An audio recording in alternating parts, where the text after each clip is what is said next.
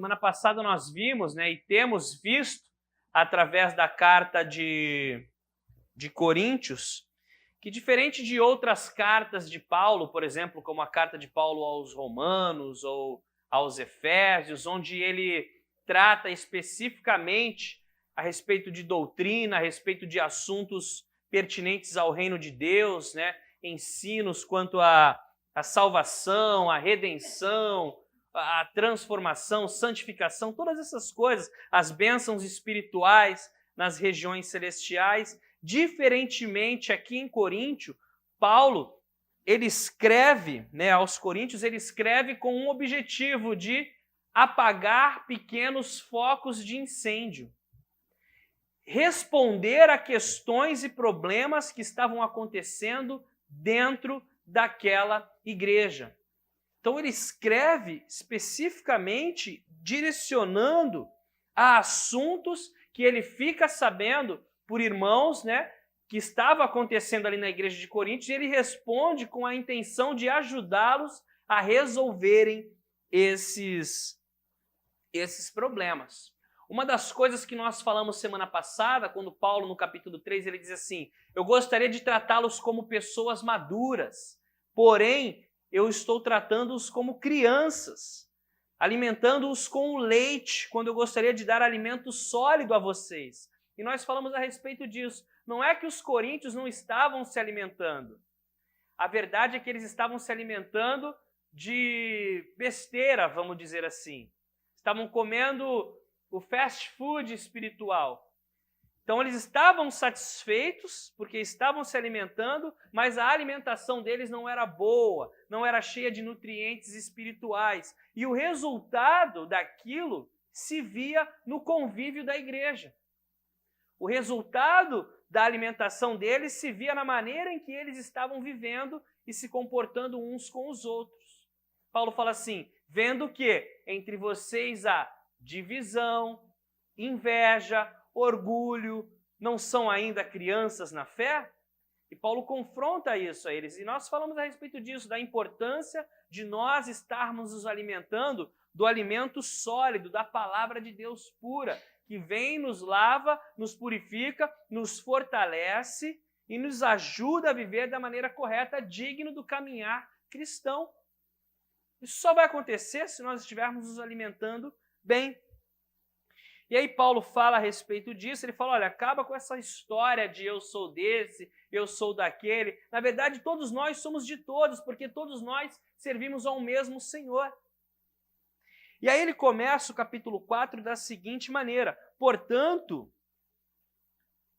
que todos nos considerem como servos de Cristo e encarregados dos ministérios de Deus.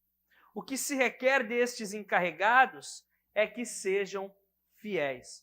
Uma das coisas aqui que estava acontecendo entre os coríntios também é que o respeito deles por Paulo era muito pequeno. A estima deles por Paulo era pequena. Eles não, vamos dizer assim, não davam o valor necessário a Paulo.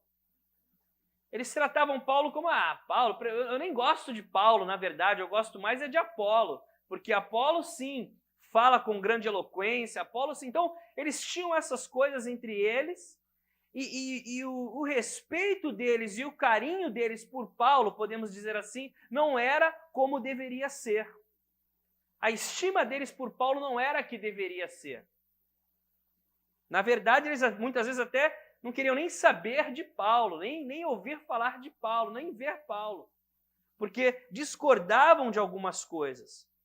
E aí Paulo responde, quando ele fala com eles, ele responde para eles: olha, primeiramente, gente, não foi Paulo nem Apolo quem morreu por vocês. Quem morreu por vocês foi Jesus Cristo. E aí ele diz aquela frase linda, quando ele diz assim: olha, Paulo plantou, Apolo regou, mas é o Senhor quem dá o crescimento. Então é importante nós termos isso em mente. Na obra de Deus, um planta, um rega, um limpa, um ajuda a carregar, um ajuda a comprar, um ajuda a trazer, mas é o Senhor quem vai dar o crescimento, porque a obra é de Deus. Todos nós somos colaboradores de um mesmo time, num mesmo objetivo do reino de Deus. E aí Paulo fala para eles: olha, então, na verdade, eu não quero que vocês me considerem assim ou assado, eu quero que vocês me olhem dessa forma. Me considerem como servos de Cristo. Ele, Apolo e os apóstolos. Olha, eu quero que vocês me olhem, fala para os coríntios, como um servo de Cristo. E é interessante porque, diferentemente da palavra que é mais frequentemente usada como servo, que é a palavra doulos, que é aquele servo o menor da casa, aquele que lava os pés, é o servo de todos, ele usa uma outra palavra aqui que também é traduzida como servo. Mas a palavra que ele usa aqui é hiperatas, que literalmente significa aquele servo que rema debaixo do navio. Sabe aqueles barcos que eram a força humana, que as pessoas remavam? É essa palavra de servo que ele usa. Eu quero que vocês me vejam como um servo, como um remador. Ele não usa a palavra doulos, que era o menor de todos os servos, mas ainda assim ele usa uma palavra específica como um servo. Eu sou um servo.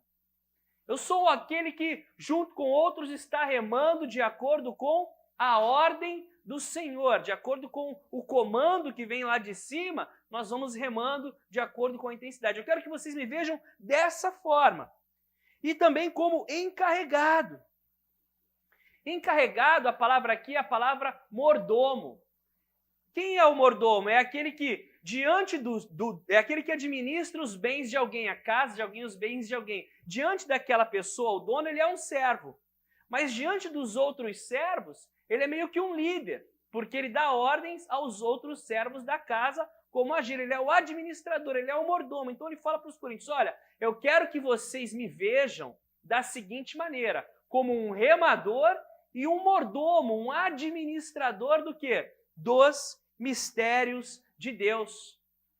Então, um administrador dos mistérios de Deus é aquele que protege, que preserva, que distribui os mistérios de Deus que lhe foi confiado da maneira correta. E é isso que Paulo está fazendo. O que eu recebi do Senhor é o que eu lhes dei. A maneira que eu aprendi do Senhor é como eu vivo e faço para vocês, administrando de maneira correta. Não estou lá em cima nem lá embaixo. Eu quero que vocês me vejam como mais um que rema nesse objetivo do reino de Deus. É isso que ele quer, é dessa forma que ele deseja ser tratado. Nem lá embaixo, nem lá em cima, mas com essa perspectiva de um remador e de um mordomo, administrador das coisas de Deus. E aí ele fala assim, e desse servo e mordomo, o que requer deles é que sejam fiéis, no final do versículo 2. É interessante isso. Ele fala, olha, não me importa como é que vocês estão me olhando, eu quero ser visto dessa forma, e o que importa para esse tipo de pessoa, o remador e o mordomo, é que sejam fiéis. O que o Senhor vai pedir e observar e julgar dessa pessoa é a sua fidelidade. Fidelidade no serviço que lhe foi confiado. E é algo interessante porque vocês vão ver, e nós vamos ver daqui a pouco, que a fidelidade é algo difícil de ser medido. É algo difícil de ser mensurado. Nós muitas vezes medimos as coisas pela quantidade, pelo tamanho, pela força, por essas réguas. Entretanto, a fidelidade ela é muito difícil de ser medida. Porque a fidelidade, muitas vezes, ela vai além do que se vê. A fidelidade ela é medida no que está por trás, nos bastidores, naquilo que o homem não consegue enxergar de forma clara. E Paulo diz, olha, eu sou um mordomo, eu sou um remador, e desse tipo de pessoa, um mordomo remador, o que o Senhor espera é a fidelidade. Fidelidade. E aí ele continua no verso 3. Pouco me importa ser julgado por vocês ou por qualquer tribunal humano. De fato, nem eu julgo a mim mesmo. Embora em minha consciência me acuse, embora em nada minha consciência me acuse, nem por isso justifico a mim mesmo. O Senhor é quem me julga. Portanto, não julguem nada antes da hora devida. Esperem até que o Senhor venha, ele trará à luz o que está oculto nas trevas e manifestará as intenções dos corações. Nessa ocasião, cada um receberá de Deus a sua aprovação. Então é interessante Paulo dizer aqui, olha, pouco me importa a maneira que vocês têm me julgado. Ele fala para os coríntios, pouco me importa isso ou qualquer tribunal humano. Isso não me atinge. Isso não vai mudar a minha maneira de caminhar, isso não vai mudar a minha maneira de administrar os dons espirituais de Deus. Novamente, a igreja em Coríntio não dava o valor necessário a Paulo, por isso que havia esse tipo de divisão. Eu sou de Paulo, eu sou de Apolo, eu sou de Pedro e diferentes líderes. E Paulo falou, olha, isso aí não me atinge, isso não me preocupa. Isso não me preocupa. Aí ele fala assim, então, a maneira que as pessoas me julgam não me preocupa e mais, nem eu julgo a mim mesmo. Eu também não me julgo nesses pontos, não me avalio nessa situação.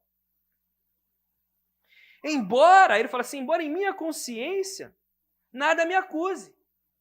Então, ele fala, na minha consciência eu estou tranquilo, nada me acusa aqui. Entretanto, eu também não me julgo. Não me preocupo com o julgamento que vocês têm feito a mim, mas eu não me justifico usando a minha consciência, porque ele sabe que às vezes a consciência nossa também pode enganar, né? Pode ser enganosa. É o Senhor quem me julga. Ele termina esse versículo, algo lindo. Olha, é o Senhor quem me julga. Então, o julgamento que vocês têm de mim não me preocupa, nem nenhum tribunal humano, eu também não me julgo. Minha consciência está tranquila diante de Deus da forma que eu tenho vivido como remador e administrador dos dons de Deus. Entretanto, isso também eu não uso para me julgar, porque é o Senhor quem vai um dia avaliar o meu comportamento, a minha fidelidade ao Senhor e à sua obra. E aí ele dá um conselho a eles. Portanto, não julguem nada antes da hora devida. No verso 5. Esperem até que o Senhor venha, ele trará à luz o que está oculto nas trevas e manifestará as intenções dos corações. É interessante porque nós, às vezes, somos muito rápidos a julgar as coisas baseado na nossa visão, naquilo que nós vemos e ouvimos. Mas isso é muito limitado, ainda mais para se julgar questões como fidelidade, amor, questões que não se medem com as réguas comuns que nós usamos. Dedicação, essas coisas, só o Senhor que fala que revela o que está oculto, que revela o que está em secreto, que mostra quais são as motivações por trás. Só o Senhor é capaz de revelar essas coisas. Ele fala, então nem percam o tempo de vocês julgando. É importante Paulo estar seguro disso, entender isso, por isso que ele não se abala com o julgamento que os coríntios fazem dele. Olha, Paulo é chato demais, Paulo é um cara insuportável, não aguento Paulo. Isso não me abala, nem nenhum julgamento, porque eu sou um mordomo das coisas de Deus. E ele fala assim, o que eu quero é ter a certeza e convicção de que eu estou compartilhando o evangelho como deve ser compartilhado, que eu estou vivendo a palavra de Deus como deve ser vivida, que eu estou instruindo e repreendendo vocês, na verdade, mas em amor. Essa é a preocupação de Paulo. Que eu esteja remando de acordo com a ordem daquele que vem de cima. Os outros remadores não podem falar nada uns para os outros, eles só têm que ouvir uma voz e remar juntos.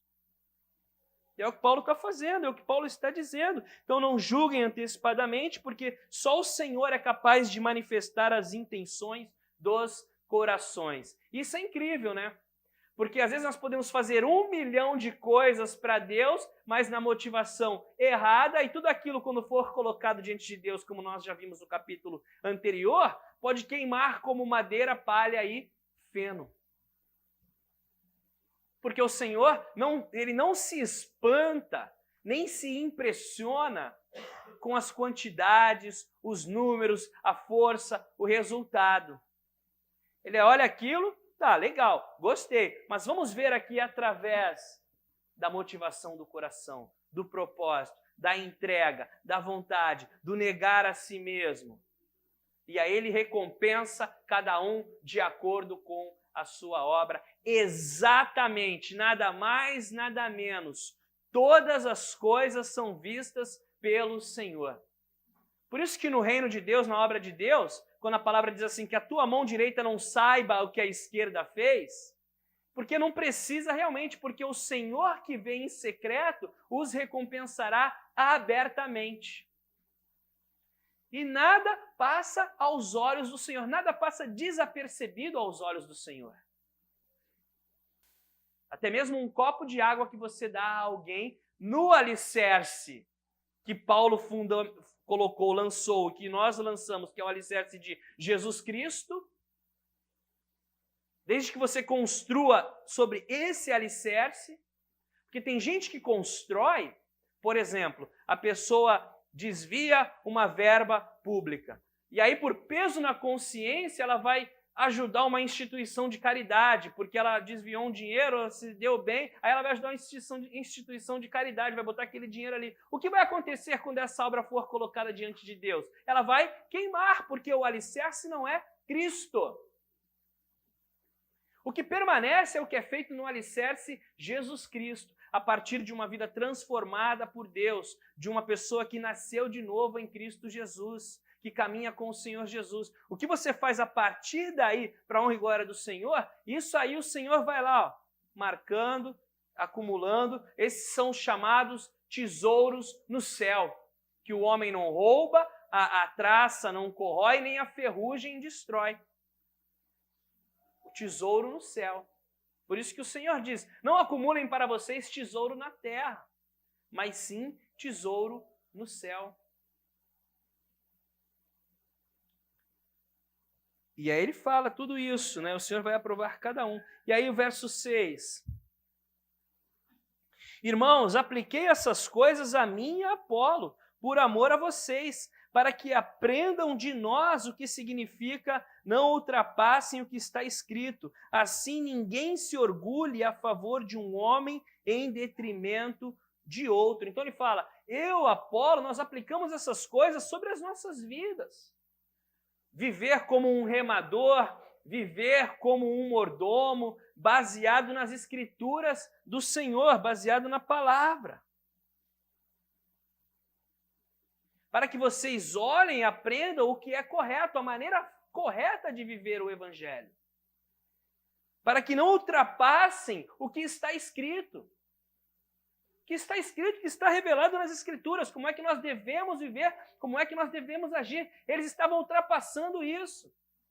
De qual forma? Fazendo o que era mais interessante, o que era mais conveniente ao momento, à oportunidade, à situação. Isso ultrapassa o que está escrito. O que está escrito é, seja a sua palavra sim, sim, não, não. Quando você começa a dar um monte de desculpa, um monte de argumentos, você começa já a ir além do que está escrito.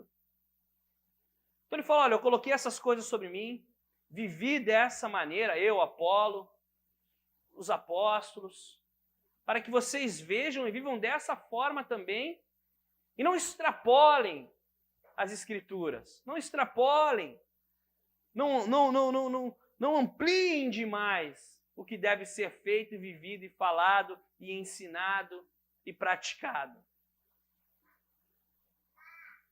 O que deve existir numa igreja? Eu fiz essa pergunta para mim. Em Atos 2:42, baseado nisso, fala que o que deve existir numa igreja? Palavra de Deus, que é o alimento para a nossa alma. Oração, que é o oxigênio, que mantém a chama acesa. A chama do cristão, da vida cristã, ela é acesa como? Com a palavra de Deus e a oração. O combustível para manter a chama acesa, que é a palavra, e a oração, que é o comburente que vai fazer com que aquilo incendeie. Então, palavra, oração, comunhão, louvor, santa ceia, amor, unidade, verdade, essas coisas devem existir na igreja. Essas coisas estão dentro do que está escrito. Nós não precisamos ultrapassar o que está escrito. Porque quando você ultrapassa, não tem limites. Não tem limites. E as pessoas nunca estão satisfeitas, vão sempre querer um pouco mais, um pouco melhor, um pouco maior, um pouco mais emocionante. E aí, né? Sempre um pouquinho a mais de tudo. E aí não tem limite. Então, procuramos o quê? Não ultrapassar aquilo que está escrito. Procuramos o quê? Viver da maneira correta, para não ultrapassar e não mostrar para os outros que é viável ou vale a pena ultrapassar, porque é um caminho difícil depois de retornar. É um caminho difícil de retornar. Verso 7. Pois quem torna vocês diferente de qualquer outra pessoa? O que você tem que não tenha recebido? E se o recebeu, por que se orgulha como se assim não fossem? E aí Paulo começa a confrontar eles de umas coisas muito práticas, né? Ele fala assim, olha, vem cá, vocês não são diferentes de ninguém. Não são melhores do que ninguém. Os coríntios tinham esse problema. Eles, de certa forma, se achavam super espirituais, porque os dons do Espírito manifestavam ali na igreja, mas de uma forma assim que começou a se tornar fora do controle.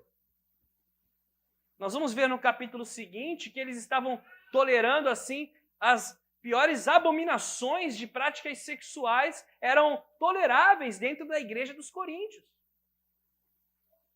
Se achavam espirituais, estavam indo num caminho perigoso porque não estavam se alimentando da palavra de Deus, da sã doutrina. Estavam satisfeitos com alimentos espirituais que não os nutriam de forma correta. E isso fazia deles orgulhosos, soberbos, pessoas que buscavam divisão, crianças na fé, espiritualmente falando. E aí ele fala, olha, vocês não são melhor do que ninguém. O que torna vocês diferentes de qualquer outra pessoa?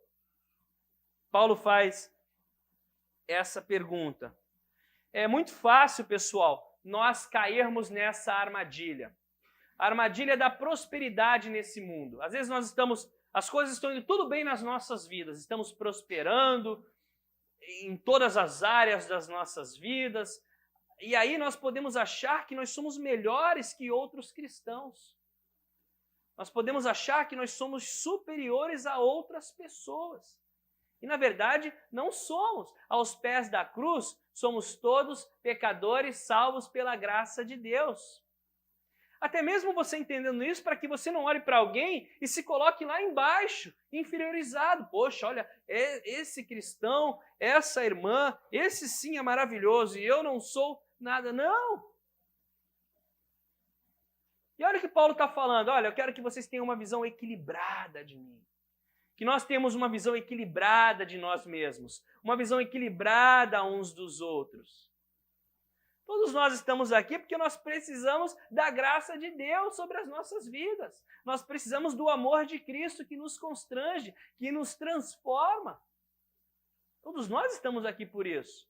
No hospital espiritual, na casa de Deus, buscando crescer na graça e no conhecimento do Senhor, nos tornarmos mais parecidos e próximos com o nosso Senhor Jesus. Esse é o nosso objetivo. Sabendo quem somos, sabendo do que somos feitos, conhecendo as nossas limitações. Então ele fala, vem cá, vocês não são melhores do que ninguém. E o que vocês têm que vocês não receberam? Se vocês têm alguma coisa, ele fala para os coríntios, vem cá, tá, vocês até têm alguma prosperidade, têm até alguma coisa, mas não receberam de Deus? Se receberam, por que se orgulham? Como se assim não fosse. Como se fosse mérito próprio de vocês. Nós temos que reconhecer isso. Porque nós estamos aqui hoje porque o Senhor nos dá o ar que nós respiramos. O Senhor nos dá a capacidade de trabalhar, de lutar, de estarmos de pé, e nós temos que ser gratos a Deus. Reconhecer que não somos melhores do que ninguém e nem piores. Eles achavam que eram melhores. Melhores do que Paulo, melhores do que os apóstolos. eles olhavam para a situação deles e olhavam para a situação de Paulo e diziam assim: esse cara não está bem. Eu não sou de Paulo, eu sou de Apolo. Eu sou desse, eu sou daquele, minha filosofia é essa, eu gosto disso aqui. Estavam se enganando nas coisas. Sabia que nós podemos nos enganar nas coisas? Nos perder nas bênçãos? Acho que nós temos que manter sempre os nossos olhos e os nossos corações focados em Cristo. Está difícil? Mantenha os olhos no Senhor. Está tudo bem? Está prosperando maravilhosamente? Mantenha ainda assim os olhos no Senhor. Com uma vida estável. Estável. E aí ele fala assim, no verso 8. Ele começa a ser um pouco sarcástico também aqui. Ele quer tocar na ferida. Ele fala assim, vocês já têm tudo o que querem. Vocês já têm tudo o que querem. Já se tornaram ricos. Chegaram a ser reis. Olha como ele fala.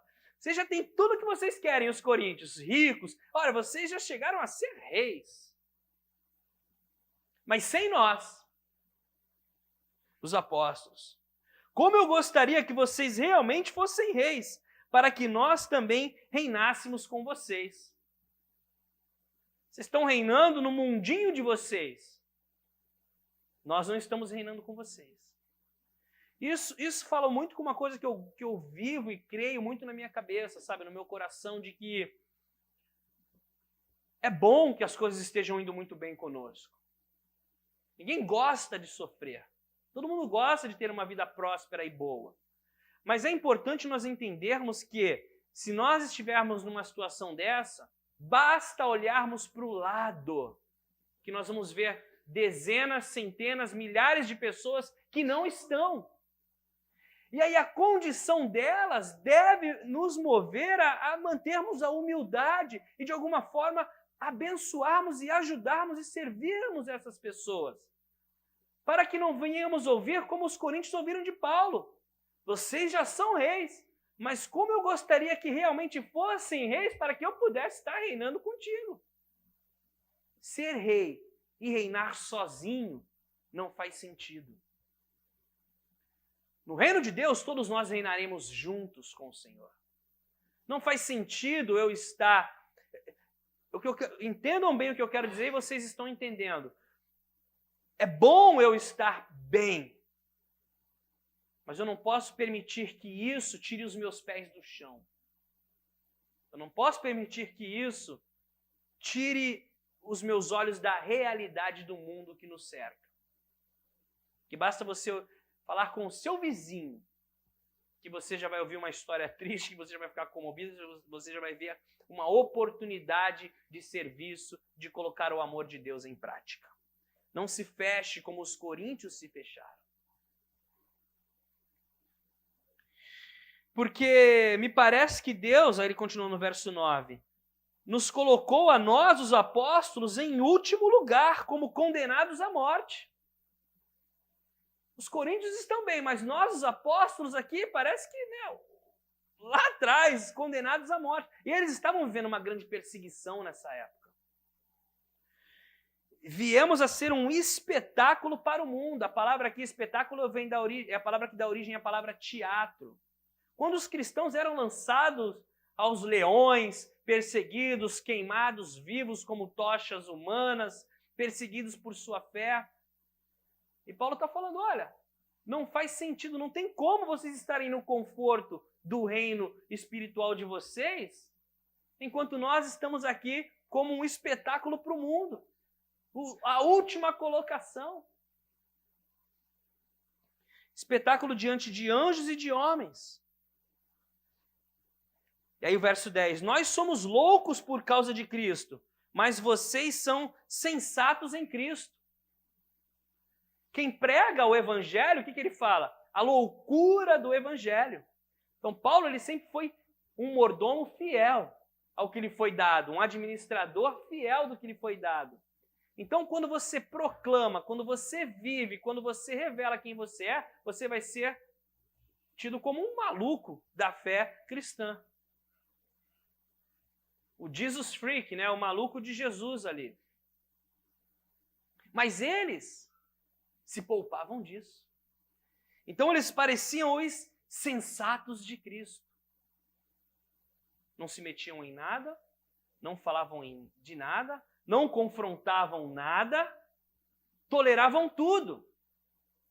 No capítulo 5 nós vamos ver. Toleravam um homem que estava vivendo uma vida sexual com a mulher do seu pai. Ele separou da mãe dele, aí casou de novo, ele estava vivendo com a mulher do pai dele. E a igreja tolerando aquilo. Os sensatos de Cristo. Não confrontavam o erro. Não tinha coragem de se expor para não serem perseguidos, ridicularizados. Gente, o Senhor Jesus falou, eles perseguiram a mim, perseguirão a vós. O servo não é maior do que o mestre. O servo não é maior do que o mestre. O mundo vai odiar vocês.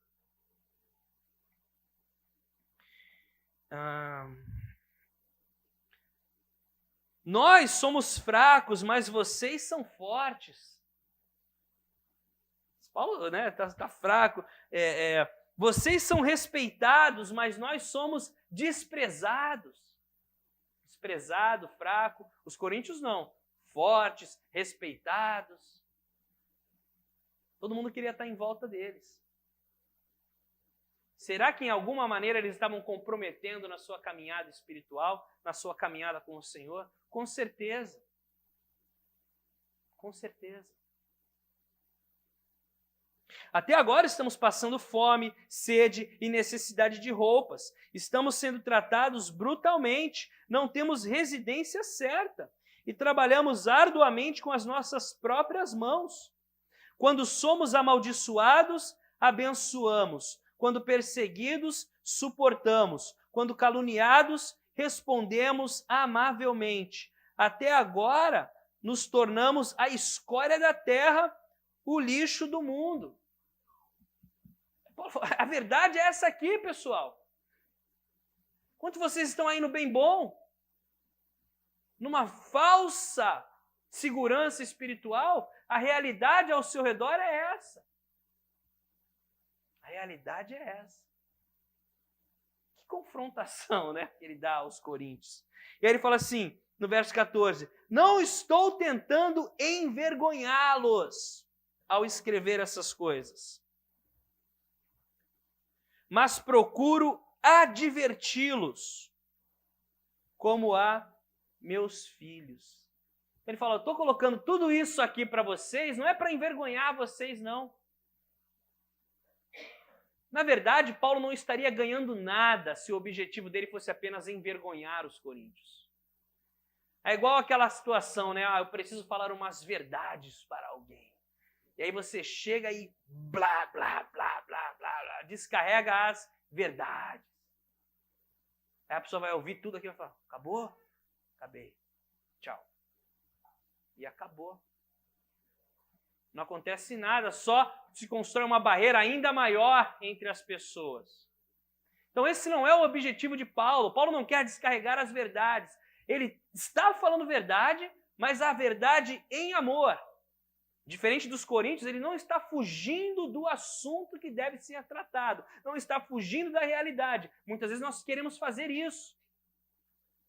Contornar uma situação sem confrontar aquela situação. E aí fazemos o quê? Agimos com hipocrisia.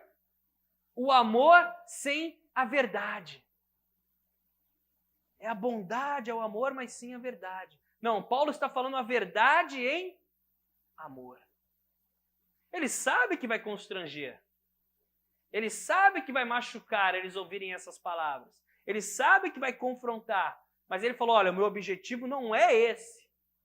Eu sei que isso vai acontecer, mas esse não é o meu objetivo. O meu objetivo é adverti-los, é abrir os vossos olhos. Tão bom isso. Quem faz isso? Ele vai falar depois. Quem faz isso é pai e mãe. Quem faz isso é quem realmente te ama, que tem coragem de falar a verdade em amor diante dos teus olhos. Fiéis são as feridas causadas pelo amigo, a Bíblia diz, mas os beijos do inimigo são enganadores. Aquele que passa a mão na cabeça do erro. Isso engana, porque leva à destruição. Mas fiéis são as feridas causadas pelo amigo. Demora, dói, às vezes você não consegue nem lidar com aquilo naquele momento, precisa de um tempo para refletir, para pensar, mas o Senhor vai tratando e Ele é fiel. E aquela ferida sara, e o coração sara, e a alma é curada. E Ele fala assim, eu quero adverti-los, eu quero abrir os vossos olhos. Minha intenção não é envergonhá-los, não é? Porque olha o que ele fala.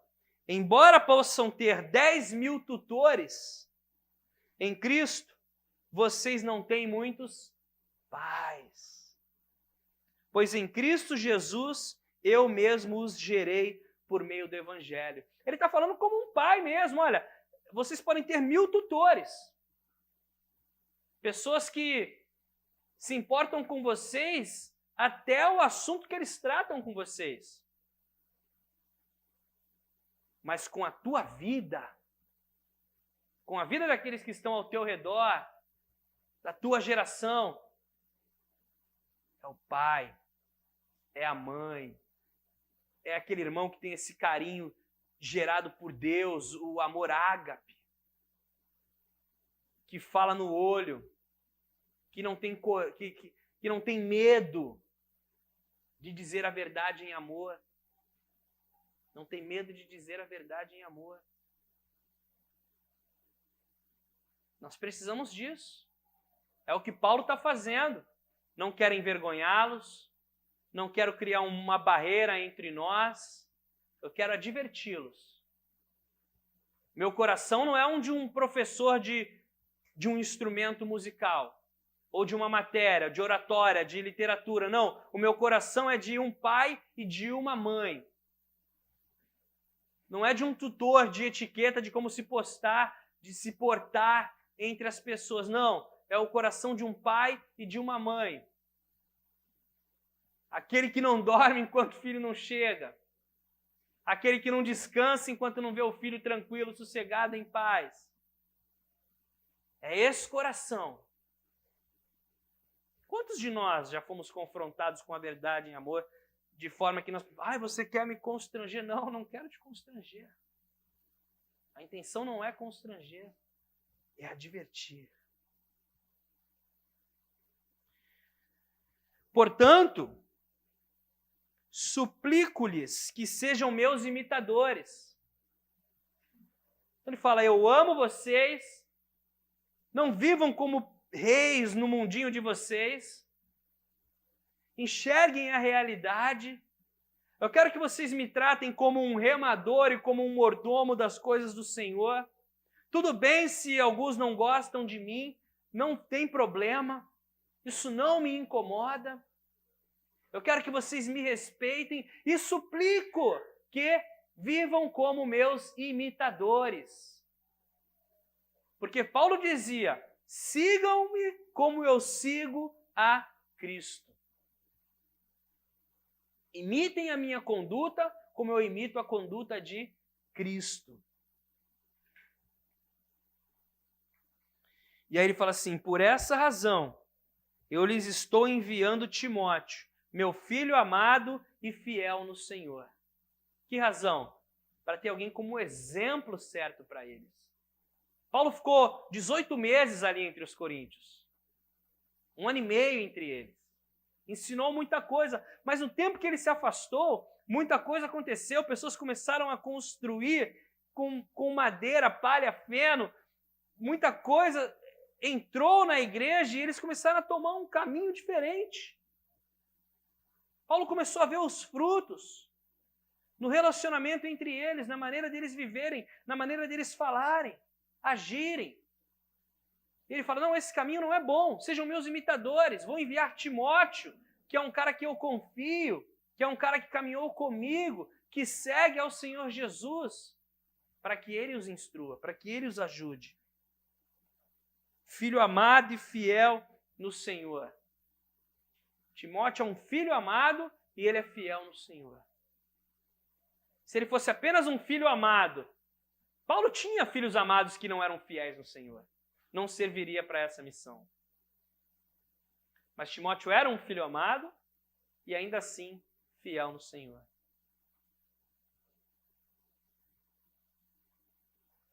O qual lhes trará lembrança a minha maneira de viver em Cristo Jesus, de acordo com o que eu ensino por toda parte e por todas as igrejas. A maneira que eu ensino como mordomo é o que Timóteo vai passar para vocês. Alguns de vocês, terminando, se tornaram arrogantes, como se eu não fosse mais visitá-los. Mas irei muito em breve, se o Senhor permitir. E então saberei, não apenas o que estão falando esses arrogantes, mas que poder eles têm. E Paulo diz, e ele confronta, dá um recado para aqueles que estão atrapalhando o caminhar da igreja. Olha, alguns se tornaram arrogantes e eu vou tirar isso à prova quando eu estiver aí. Ver que força realmente essas pessoas têm. Pois o reino de Deus não consiste de palavras, mas de poder. Que poder? O poder de transformar vidas. Esse é o grande poder do Espírito Santo, do reino de Deus. Claro que o reino de Deus tem poder sobrenatural, mas o maior poder do reino é qual? Outrora eu caminhava nesse caminho distante do Senhor, mas o Senhor me transformou e agora, pelo seu grande poder, eu vivo para a honra e glória do seu nome. Esse é o maior poder. O poder de transformar a vida da pessoa. De perseguidor a perseguido. Alguém que odiava, alguém que vive e entrega a própria vida pelo reino de Deus. Esse é o poder. Esse é o poder. E aí ele fala, ele termina. O que é que vocês querem? Devo ir a vocês com vara ou com amor e espírito de mansidão? Coríntios, o que vocês preferem? Apanhar ou espírito de mansidão? Qual é a postura de vocês? E a verdade é essa, né?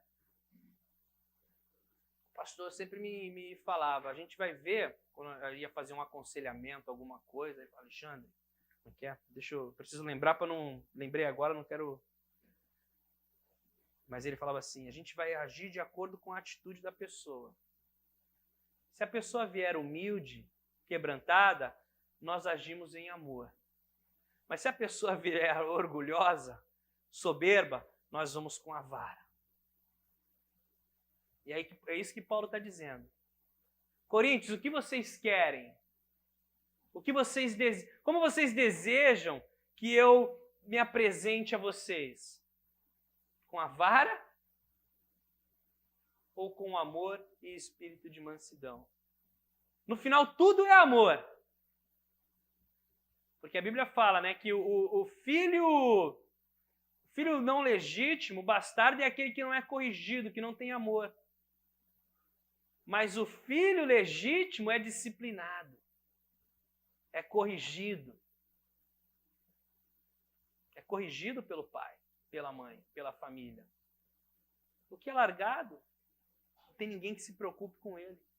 Até a vara, nesse momento, seria amor. Para corrigir. Para trazer de volta para o caminho certo. E eu encorajo você, talvez o Senhor esteja trabalhando na sua vida de uma forma mais forte. Para chamar a tua atenção. Para falar, opa, olha para cá de novo, olha para mim, eu preciso de uma maneira assim, não que o Senhor precise de nós, mas Ele precisa de nós. Eu preciso de você. Não perde o foco. E aí Ele permite que certas coisas aconteçam nas nossas vidas. Ele permite que certas situações aconteçam conosco para chamar a nossa atenção. É aquela coisa, filhinha, filhinho, abre o olho, acorda, não perca tempo. Mas até isso é amor. Até esse momento é amor.